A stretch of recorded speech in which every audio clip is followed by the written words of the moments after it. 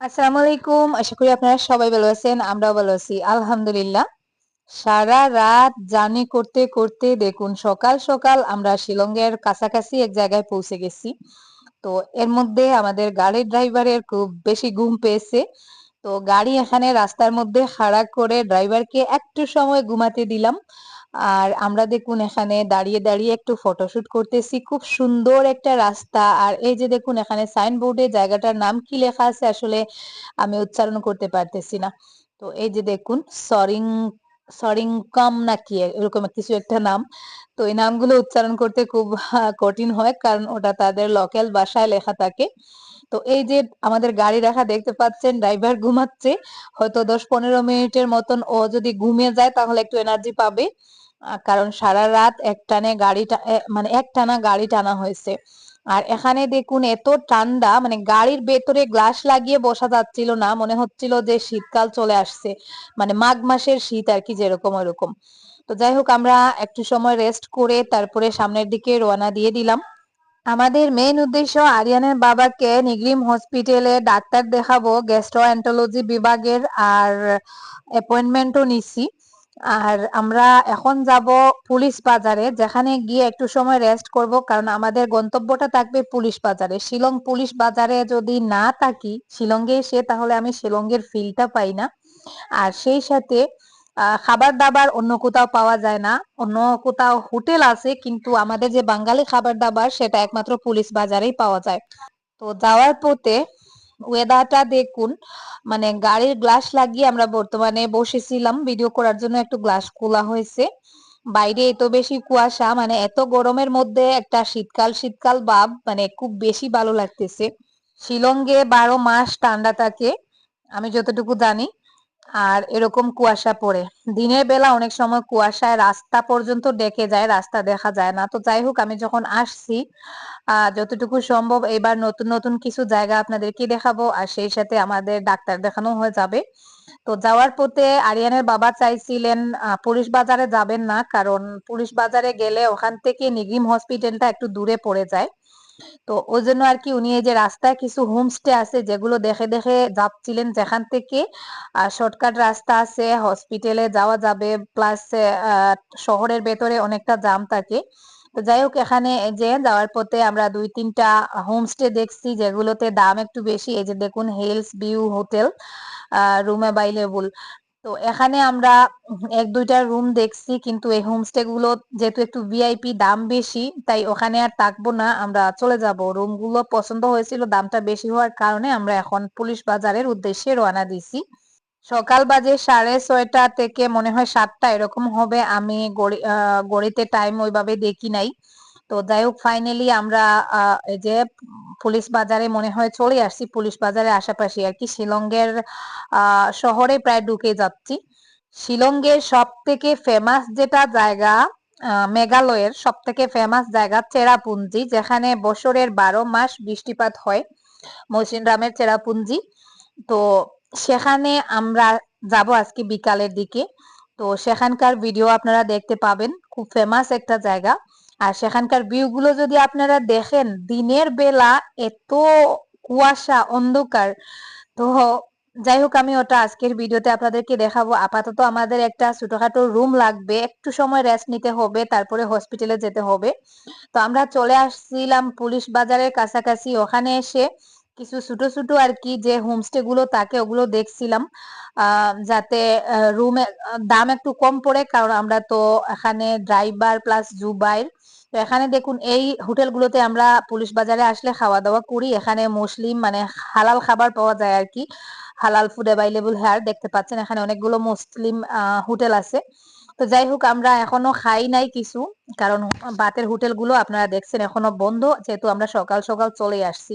তো এখানে গলির ভেতর দিয়ে কিছু ছোট ছোট হোমস্টে আছে যেগুলো খুঁজছিলাম, মানে একটু কম দামের মধ্যে আর কি রুম খুঁজছিলাম। শিলংয়ে আসলে ওই একটাই ঝামেলা, যেটা হচ্ছে থাকার জন্য রুম খুঁজতে গেলে অনেকটা কষ্ট হয়, দাম বেশি পড়ে।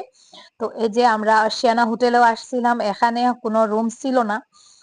তো যাই হোক, শেষমেশ আমরা এখন ওখান থেকে বেরিয়ে পড়বো। আপাতত ছোটখাটো অন্তত একটা রুম নিব, 2-3 বেডের একটা রুম নিব, যেখানে একটু সময় রেস্ট করা যায়। তারপরে তো আবার হসপিটালেও যেতে হবে।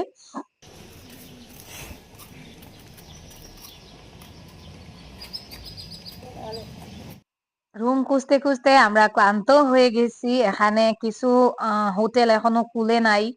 তো যাই হোক, এখন আমাদেরকে একটু হালকা কিছু খেতে হবে। সেই সন্ধ্যার দিকে খাওয়া দাওয়া করে গাড়িতে উঠছিলাম, টানা সারা রাত জার্নি করে সকালে এসে পৌঁছেছি। তো এখানে যে একটু পুরি আর পুরি তরকারি খেলাম, যেটা খাওয়াটা খুব দরকার ছিল। আমি হাঁটতে হাঁটতে আর এনার্জি পাচ্ছিলাম না। আর এদিকে সারা রাত জার্নি করে আসছি। গত বছর আমরা যখন শিলং আসছিলাম, তখন ওখানে শান্তিনিকেতন নামে একটা ছোটখাটো আর কি লজ, যেখানে আমরা থাকছিলাম, ওখানে পার্কিং ও পাওয়া যায়। আর সেই সাথে এখানকার রুমগুলো যেহেতু একটু লোয়ার লেভেলের থাকে, তাই দামও কম থাকে। তো ওইখানে চলে আসছি, এই যে হোটেল শান্তিনিকেতন। এখানকার মালিক যারা, তারা হচ্ছে বাঙালি, বাংলা ভাষায় কথা বলে, প্লাস এখানে খাবার দাবারও পাওয়া যায়। তো যাই হোক, ওখানে এসে আমি একটু সময় রেস্ট নিলাম, ঘুমিয়েছিলাম। আর ড্রাইভার আর আরিয়ানের বাবা মনে হয় 1 ঘন্টা ঘুমিয়ে তারপরে ওনারা চলে গিয়েছিলেন হসপিটালে।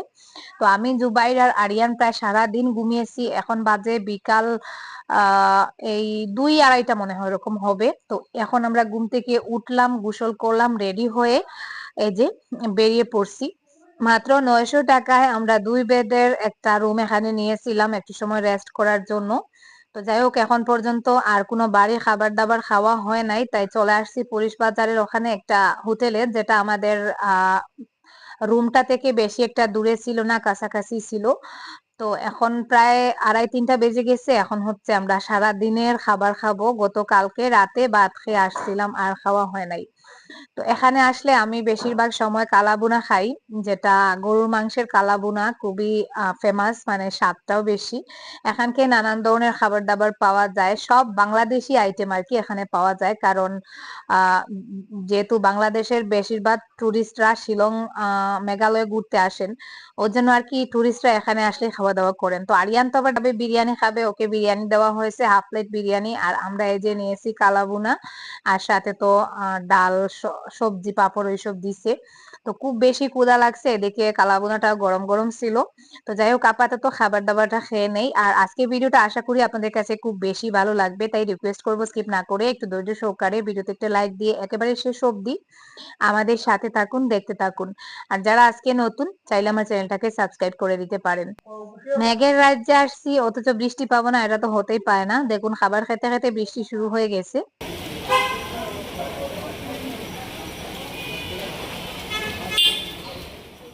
আপাতত পেট শান্তি, খাবার দাবার শেষ। তো আরিয়ানের বাবাও সকালে কিছু খান নাই, উনি গাড়ি নিয়ে চলে গিয়েছিলেন নেগরিম হসপিটালে। আমি খুব বেশি টায়ার্ড ছিলাম, তাই আর যাই নাই। তো আগামীকালকে আবারও যেতে হবে, আগামীকালকে আমি যাব, আজকে আর যেতে পারি নাই। তো বিকালের দিকের সময়টা এক্সট্রা ছিল, তো ভাবলাম ওই সময়ে আশেপাশের 2-1টা জায়গা ঘুরে ঘুরে দেখা যাক। কারণ এইবার ডাক্তার দেখানো শেষ হলেই আমরা চলে যাব। এবার ঘোরাঘুরির উদ্দেশ্যে মেইনলি আসি নাই। তো সেই ফাঁকে আর কি যেটুকু সুযোগ করতে পারবো, সময় বের করতে পারবো, এক্সট্রা যে সময়টা আমাদের হাতে থাকবে, ওই সময় একটু ঘোরাঘুরি করব। তো এখন আমরা যাচ্ছি শিলং, ওই যে ডন বস্কো মিউজিয়াম। মিউজিয়ামে আমি আগে গেছি, এখন আর অতটাও যেতে ইচ্ছা করে না। কারণ মিউজিয়ামে গেলে ঘুরে ফিরে ওই একই জিনিস, এই এই স্টেটের কালচার, ওই স্টেটের কালচার, ওগুলোই দেখতে পাওয়া যায়। তো তারপরে ভাবলাম, যেহেতু পুলিশ বাজারের একেবারে কাছাকাছি এই মিউজিয়ামটা, একটু দেখে আসি। যাই হোক, আমরা চলে আসছি, দেখুন।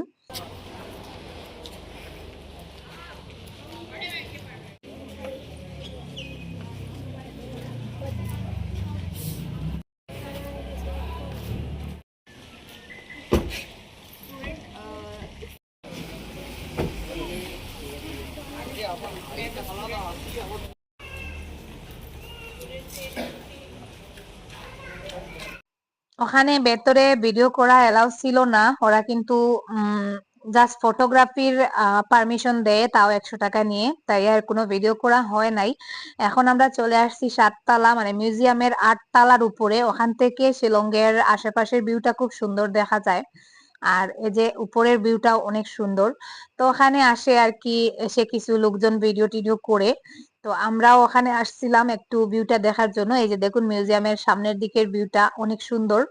যেহেতু ভিডিও করা বারণ, এই মিউজিয়ামে পুরো ৭ তলা অবধি নানান ধরনের কালচার সুন্দর করে সাজিয়ে রাখা হয়েছে, যেটা দেখে আমার খুব ভালো লাগছে। কিন্তু দুঃখ হচ্ছে আমি কোনো ভিডিও করতে পারি নাই আপনাদের সাথে শেয়ার করার জন্য। তো ৭ তলার উপর থেকে নিচের এই যে শিলং শহরের কিছুটা দৃশ্য আপনারা দেখতে পাচ্ছেন। শিলং শহরে কিছুটা দৃশ্য খুব সুন্দরভাবেই ফুটে উঠছে।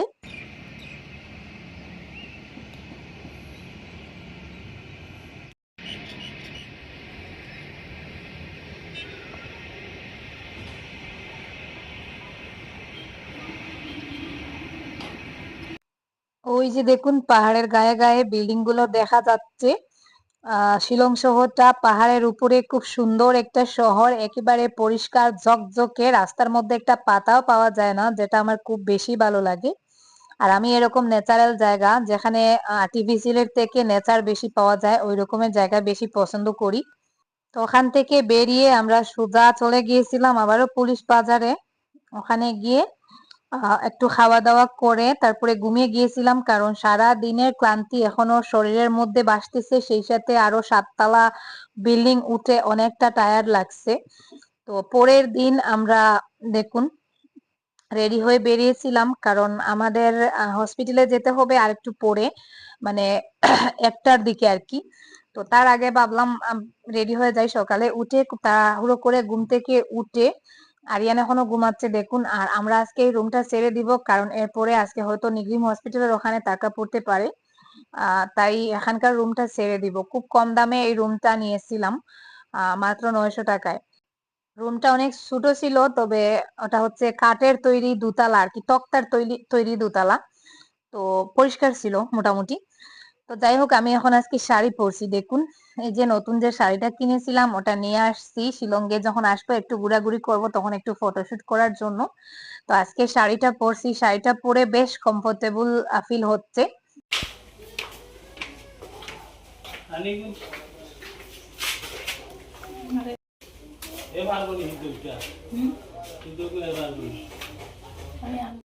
এই রুমটা ছেড়ে দিয়ে চলে যাচ্ছি, কারণ এখানে থাকলে আমরা যেখানে যেখানে যাব বা হসপিটাল বা যেটাই হোক অনেক দূরে পড়ে যায়, তাই এই রুমটাতে থেকে গেলে চলবে না। ব্যাগপত্র নিয়ে বেরিয়ে পড়লাম।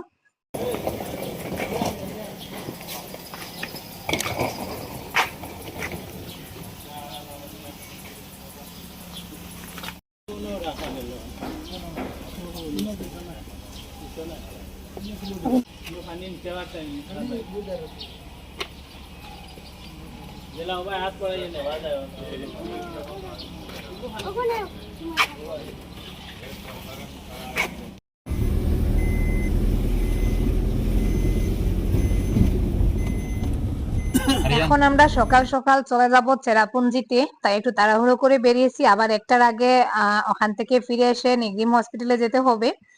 তো চেরাপুঞ্জির এরিয়াতে ঢুকে পড়ছি, দেখুন এখানে অনেক বেশি কুয়াশা, মানে রাস্তায় হেডলাইট জ্বালিয়ে গাড়ি চালাতে হয় কিছু কিছু অংশে, এত বেশি কুয়াশা পড়ছে।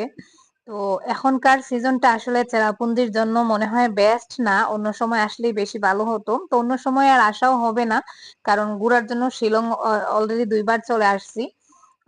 তো ওই জন্য আর কি আর আসা হবে না, ভাবলাম দেখে যাই। তো এখানে আসছিলাম, এখানে যে সুন্দর জায়গাটা আমরা দেখবো, কিছু ওয়াটারফল ছিল চেরাপুঞ্জির, তো ওটা আর দেখা হয় নাই, কুয়াশায় ঘিরে ফেলছে। যত সময় যাচ্ছে কুয়াশা এত বেশি নামতেছে, দেখুন ওই সাইড থেকে, রাস্তার ওই সাইড থেকে এই সাইড দেখা যাচ্ছে না।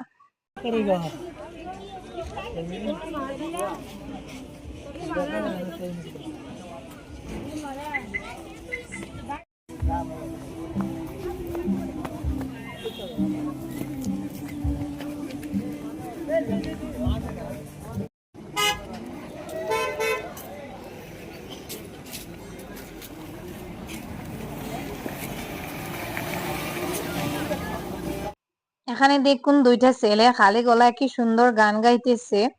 তো আমি দাঁড়িয়ে দাঁড়িয়ে ওদের গানগুলো দেখছিলাম, অনেকে ভিডিও করতেছে, ফটো করতেছে। এই যে দেখুন গানটা একটু শুনে আসুন, খালি গলায় এত সুন্দর গান।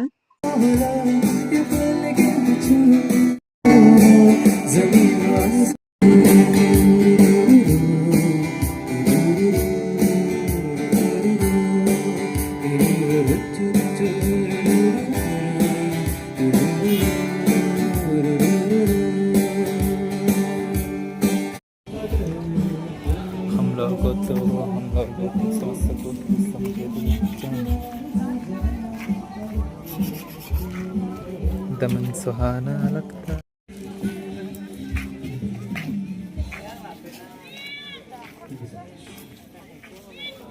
क्या चीजें? दालचीनी दालचीनी ये वाला 250, ये 100,